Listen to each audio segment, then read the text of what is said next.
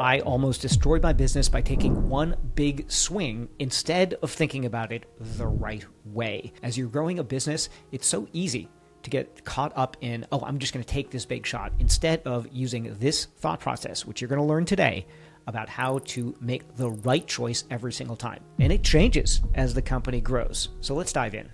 I'm a big believer in discipline is the thing that's going to be the difference between succeeding and not succeeding.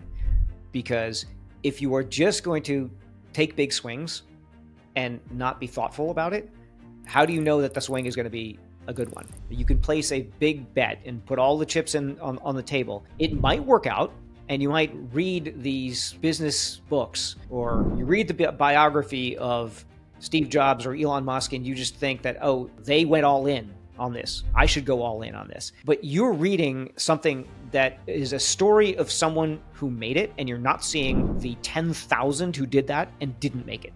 Your distortion of what is reality and what works is based on what you see, this selection bias in the media, that you think that that's the right way to do it because you've seen examples of that, when actually it is being intentional about what is the right thing to do.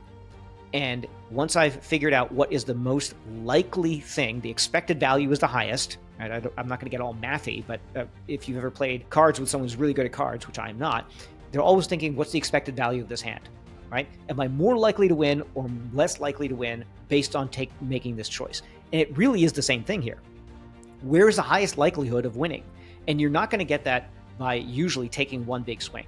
You're going to take that, and you're going to make that success by taking little bites and seeing what happens, and then iterating towards success. That's far more likely. And in order to do that, discipline is a requisite. Right? It's one of the reasons why I'm a big fan of people getting a mentor, a coach, someone who's going to keep them on the line and make sure they're on track for that. Because it's so easy to get carried away with like this grandiose plan, and then you hire a bunch of people, and then you're overstaffed, and the business didn't come in because it turned out, hey, it wasn't a trend, it was just an anomaly. Then you're overstaffed, you got to fire everybody, and then you've just lost a year of progress and hundreds of thousands of dollars, which would have been profits had you not invested in that staff. It's very much a process of being disciplined about how you think and then what you execute based on that thinking. Right, so there's a point in any company's trajectory where it is all based on the founder's grind, and then it switches into becoming something beyond the founder. And that's when a real company is born. A real company is born when it is more than the founder. And it can only be more than the founder when you have externalized a process for doing things. And that process is, some people think of them as standard operating procedures. Some people think of them as company operating systems, which we talked about prior to this. But it's also a process of thinking, and it's a way of doing things so that the business is not reliant on a single person's genius or creativity to move forward.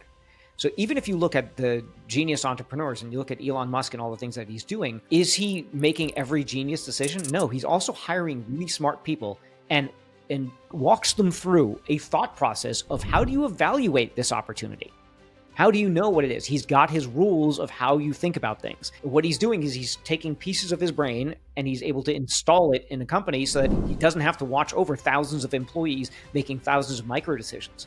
Instead, he's put together all of these systems that allow you to do that. So the growth of a company is the maturity of it beyond the founder. It's sort of like raising children, where I micromanage them to a certain age, and then at a certain age they kind of go off to school, and they're going to get into a fight on the playground. I don't know, but I can't fully control it. But I've given them some operating conditions about what's right and what's wrong, and eventually it grows up into its independent thing. And the evolution of the entrepreneur is one of, I've micromanaged this thing and it is me, to it is guided by me, to it is influenced by me, to it has left the nest and it is its own thing managed by its own management team. And we meet every once in a while and I have an influence on it, but ultimately it is not me. And allowing yourself as an entrepreneur to do that disconnect is really, really important, because the longer you hold on, then the longer you are keeping it in its infancy. Making smart growth decisions also has to do with making a company that is truly sellable, because a company that's sellable, whether or not you want to sell it, is going to be worth a lot more to someone else, who might give you a ton of money, or a lot worth more to you because it's going to throw off a lot of cash and be an asset to you. So the next question is, how do you make your business sellable? And in this video, I go over all of the things that you need to think about to make sure that it is sellable.